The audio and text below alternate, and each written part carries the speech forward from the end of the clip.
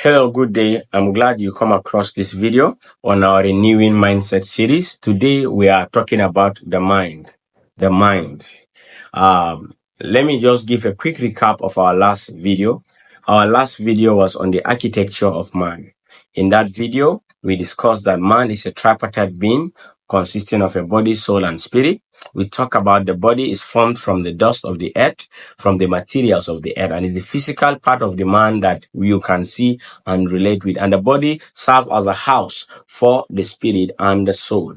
We also talked about that the spirit came from God when he breathed the breath of life into man. According to Genesis 2 verse 7, man became a living soul. And then the third entity, which is the soul, we discussed that it is formed when the spirit gained entry into the body, and a point of intersection is now formed that is in between the body and the spirit, which is the soul. And in the soul, that is where the mind is, that's where the heart is. It is at this point that the intellect, the emotions, and the will and the thoughts come from. So the mind is an integral part of the soul, and so anything that enters your soul, your mind, have access to your soul and will influence your spirit and your body.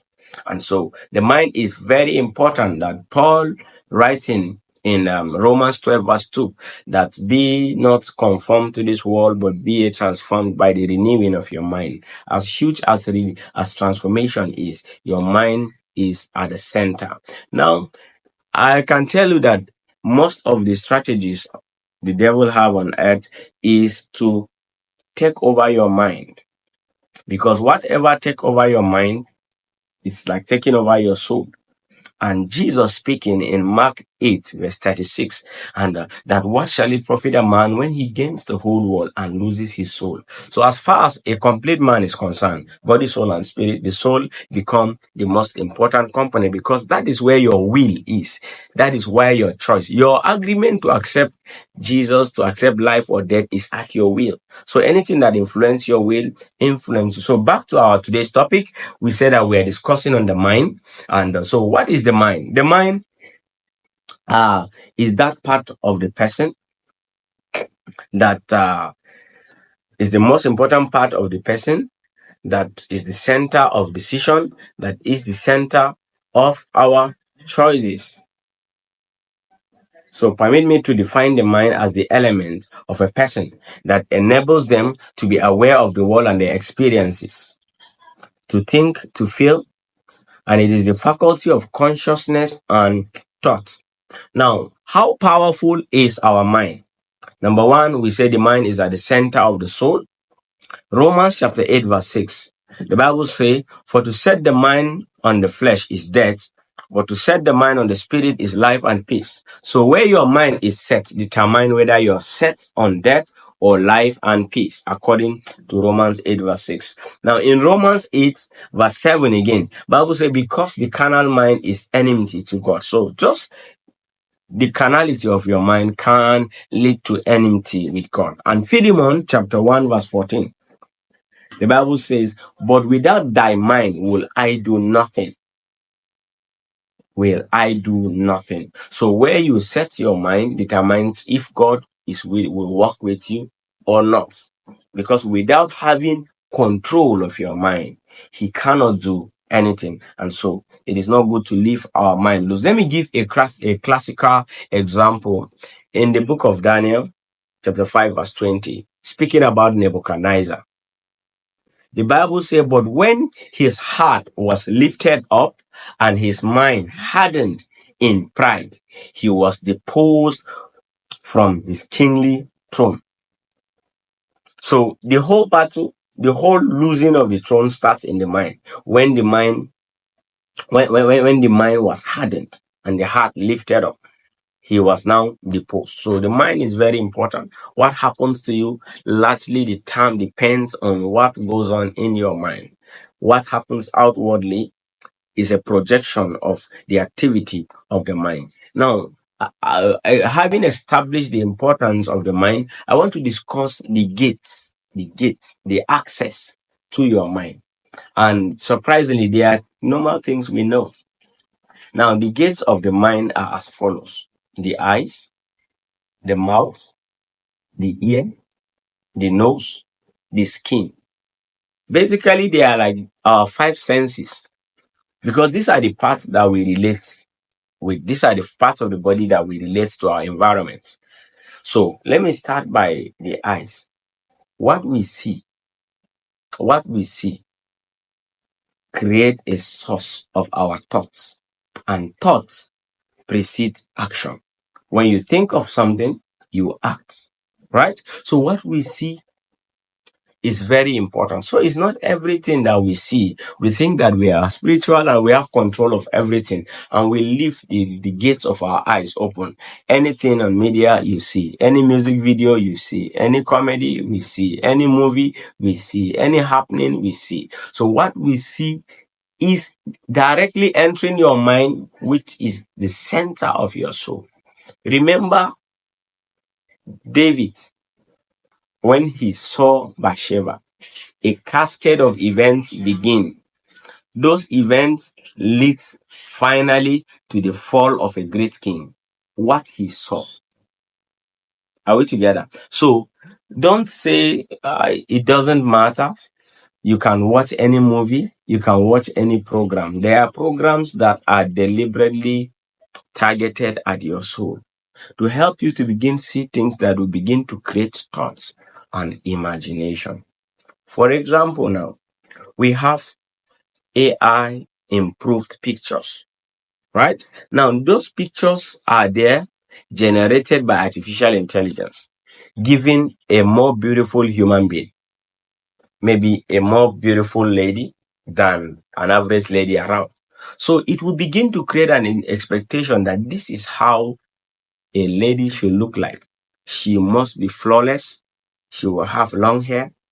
She will have a very good shape, breasts, hips, and everything. Now, as little as that AI picture looks like, it's beautiful. It has deposited something in your mind. And then later, you now see guys that are trying to find ladies that are looking like the pictures they have been seeing. And ladies will now try to become like the pictures they are seeing. And so we have people going to surgeries because they want to enhance their body. That is different from taking care of yourself. Taking care of yourself is different. Looking good is different. But when you are now having a new standard that you want to catch, that is where the problem is. And then we now have guys that are people that are body shaming other people because they have been seeing a perfect human being. The eyes. Number two, there are programs. You know what enters your eye? Spirit enters through your eye. There are programs in Nigeria. There's a common program people keep arguing about, even believers. I think you need to listen to that. Now, maybe Nigeria is just an entertainment. Oh my God. Now, you sit down in front of your TV, you open loose the gates of your eye, your ear, and your mind. You will now be feeding on things that will begin to create thoughts. Hmm? The Bible says in 2 Corinthians chapter 10 and from verse 3, though we walk in the flesh, we don't war after the flesh. For the weapons of our warfare are not carnal, but mighty through God for the pulling down of strongholds. You know, say casting down imaginations. Now, those pictures, those movies, those happenings create imagination. The Bible says casting down imagination and every high thing that exalts itself above the knowledge of God and bringing into captivity every thought. So can you see? So what you see largely form the source of your thoughts, source of your imagination. Your soul is not partitioned. Your soul is your soul. There's no point for this one is just for entertainment. Then there's another point for spirituality. No, when you're contaminated, you are. So the second gate is your mouth. Your mouth is very important. Your mouth and your nose sometimes move together. You remember the story of Jacob? Jacob and Esau. It was from his nose he perceived an aroma. That aroma creates thoughts. Like, what is this birthright all about? After all, I'm hungry. From there, it leads to the selling of his birthright. Just to satisfy thirst, the mouth, and then the signal was picked from his nose while he was coming. Are we together? So another gate is the ear, what you hear. The music you hear. The music you hear. Have you ever find yourself singing things that on a normal day you may not want to sing them, simply because you have overheard them around. There are songs when they are released in Nigeria, they are all over social media. Everybody's using them for their short videos. Every media station, every ad is carrying those songs. And even if the wordings you think are not suitable, you may find yourself singing those songs because you have overheard them. And so that's to tell you, we have to be deliberate about filtering what you hear. It's not everything that you hear that matter. Then your skin, what you feel, what you experience. This is where the point of sex and other erroneous feelings comes from. So the skin and your feeling is a gate to, it's an access point to your soul. So these are the various gates. So that as you are aware of them, you will not begin to live anyhow. You will not begin to allow your eyes to see everything, your ears to hear everything, your nose to perceive everything, your skin to feel everything. Now, those movies that are out there, for example, that are strategic in conditioning the mind of our mind and our children. For example, the superhero movies mostly project a person saving a town or people. And you see a 10-year-old boy already knows all the superheroes by name and by their costume. Now, how will you later now begin to convince this boy as he's growing that all power belongs to Jesus? It will, the name and the power of Jesus will contend with so many things in his mind, because Batman look more powerful. He has seen scenes from movies where Batman saved nations. Superman, Spider-Man, Iron Man. So we think, oh, we are just making these boys happy. Let's get what they want. Let's buy them customized bags of superheroes, customized movies of superhero shirts. They identify them, and you think your child is having a good day. May I tell you that the world is making a huge investment in the mind of your child. That child tomorrow, you are trying to tell him that Jesus is the all-powerful. It will take the grace of God to unwind those things in his mind. So, lastly, hear what First Peter chapter 1 and verse 13 says about the mind. He says, wherefore, gird up the loins of your mind. That's the first line. Gird up the loins of your mind. So don't just go and sit down loose. Everything you hear, everything you eat, everything you see, everything you feel and experience. The Bible is saying, gird up the loins. Just the way you close the gate of your house, you make sure there's burglar to shut down everywhere. You need to be deliberate about what you see, what you hear, what you feel, what you perceive. So, lastly, the core of renewing our mindset is according to Romans 12, verse 2, that talks about renewing our mindset. That is where our transformation is. And of course, 2 Corinthians talk about, though we walk in the flesh, we do not war after the flesh. For the weapons of our warfare are not carnal, but mighty through God for the pulling down of stronghold and casting down imagination and every high thing that exalts itself against the knowledge of God, and bringing to captivity every thought to the obedience of Christ. So all the things that these two verses talk about, they are abstract things. They are talking about mind, renewing mind. They're talking about pulling down strongholds in the mind. They're talking about casting down imaginations and hope. Right? So the idea of the mind is for you to just know the components of the mind, for you to know the gates of your mind, so that you get up your mind very well. If they have time.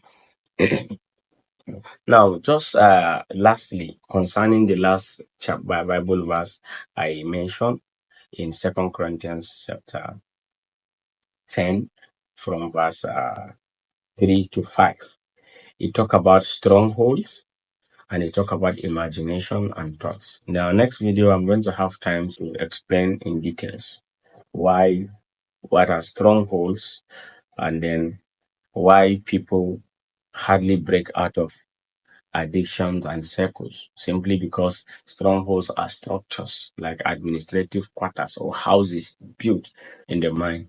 So to just say I know do again It's not all. If you are really not doing, you need to know how you bring down those strongholds in your mind. So thank you very much. I'll see you in our next video. Remain blessed.